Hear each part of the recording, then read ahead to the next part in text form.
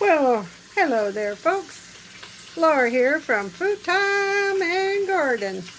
What am I doing today? Well, I'm doing the Instant Pot. As you can see, right here, doing the Instant Pot. And I had ordered some beef shanks, about a month ago. And today I'm going to prepare them, beef shanks and barley soup in my Instant Pot. I need to get my book away from the splatter. Okay, alrighty. So it's browning in the Instant Pot at the moment. As you can see, I don't want to leave this off too long. Okay, I don't want to splatter my camera. So what it entails is, alright, parsnips that are here, celery, carrots, mushrooms, onion, half a cup of pearl barley, 1 bay leaf, 4 cups of beef broth, 3 cups of water, and 1 tablespoon of tomato paste. And it cooks in the Instant Pot for 35 minutes. And then you have a lovely bowl of beef shank and barley soup. I'll bring you back for the finished product.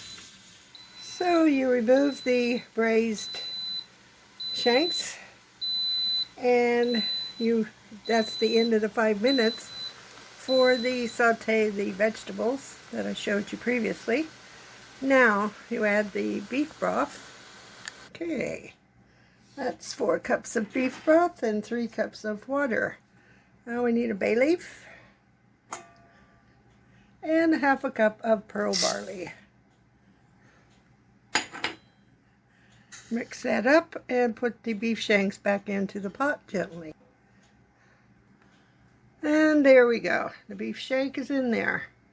I actually have 2 beef shanks in there. So, double the goodness. Put the lid on and set it for 35 minutes. I think it's set. So it's set for soup broth, 35 minutes.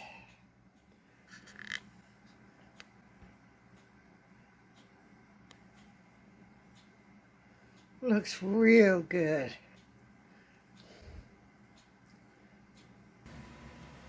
Okay.